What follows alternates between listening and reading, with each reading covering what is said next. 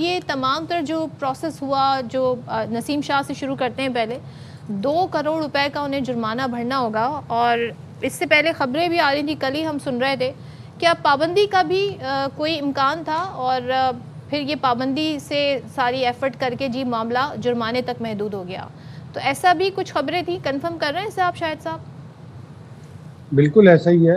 एक बड़ा लंबा फाइन भी लगने वाला था, लेकिन फिर ये गौर किया गया कि एक यंगस्टर है, पाकिस्तान को इसकी ज़रूरत पड़ती रहती है, तीनों फॉर्मेट खेल चुका है पाकिस्तान के लिए और अच्छी कारकर्दगी भी दिखाई है। गुज़िश्ता कुछ माह से इसकी परफॉर्मेंस इतनी अच्छी भी नहीं रही, फिटनेस पर भी सवालिया निशान है। फिर ये ट्वीट आ गया जिसको ऑल्दो के बहुत जल्दी डिलीट कर दिया गया था और ये कहा गया था कि अकाउंट हैक हुआ है, लेकिन पाकिस्तान क्रिकेट बोर्ड ने वो वजह नहीं मानी, डिसिप्लिनरी कमेटी के सामने पेश किया, जिसने 2 करोड़ रुपए फाइन किया। ये बातें भी सुनने में आ रही थी कि शायद 1 साल का या 2 साल का बैन लग सकता था।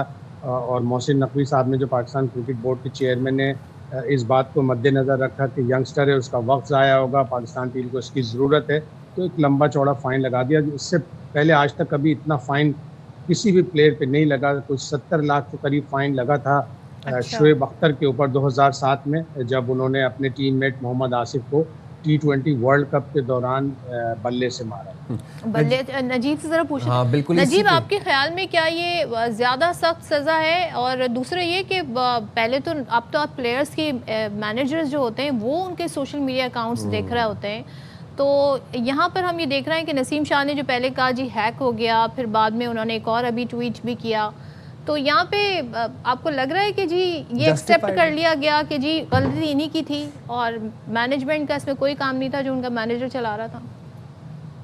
देखिए, सबसे पहले तो मेरे हिसाब से ये बात सही है कि आपको इन चीज़ों पे सख्ती करनी पड़ेगी, क्योंकि ये क्लियरली वायलेशन है आपके सेंट्रल कॉन्ट्रैक्ट की। आपने सेंट्रल कॉन्ट्रैक्ट साइन किया होता है, आपकी पॉलिटिकल स्टांस आपका जो भी हो, आपके जो भी पॉलिटिकल बिलीव्स हो, आप इस तरह से इस सेंट्रल कॉन्ट्रैक्ट साइन करने के बाद इसको आके अपने सोशल मीडिया प्लेटफॉर्म्स पे ये बातें नहीं कर सकते। देखिए, पहली बात तो ये कि उन्होंने ट्वीट करने के 10 मिनट बाद उसको डिलीट कर दिया और ये कहा कि वो हैक हो गया था अकाउंट, अब वो रिकवर हो गया है। तो ये तो ज़ाहिर है इट्स वेरी चाइल्डिश कि आपको 10 मिनट में तो ये नहीं हो सकता कि आपका अकाउंट आपको रिकवर हो जाए। उसमें 20-24 घंटे लगते हैं।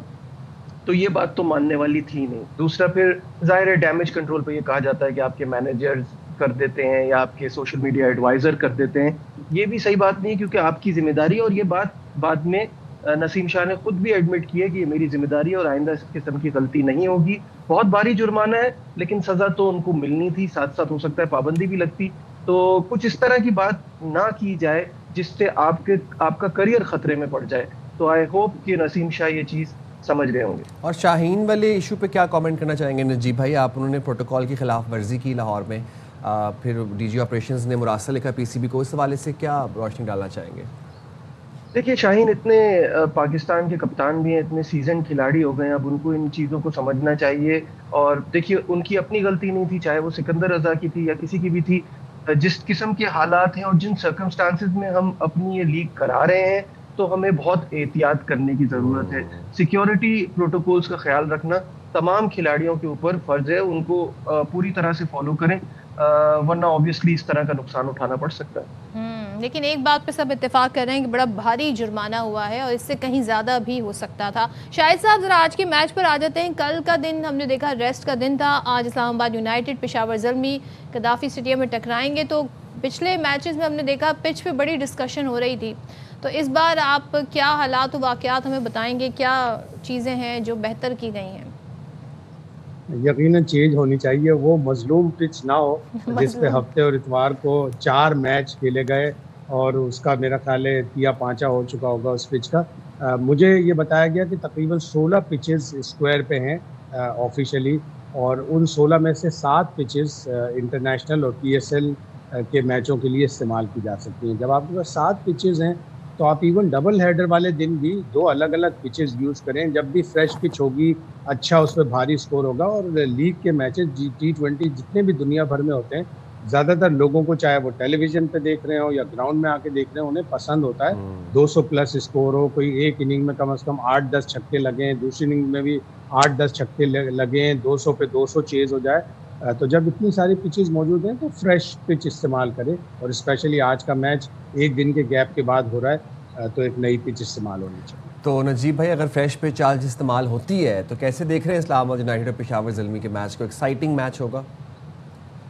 बिल्कुल, आपने सवाल बड़ा अच्छा किया कि अगर फ्रेश पिच इस्तेमाल होती है, जो कि होगी ऑब्वियसली, ये तो क्योंकि बड़ी अजीब सी बात है, और कल इस पे हमने बड़ा डिटेल में डिस्कशन किया, शाहिद साहब ने वहाँ पे भी समझाया। जाहिर है कि आप जिस तरह से देख रहे हैं स्कोर कम होते जा रहे हैं, तो ये अच्छा नहीं है पीएसएल के लिए। दोनों टीमें बहुत मजेदार क्रिकेट खेलेंगी।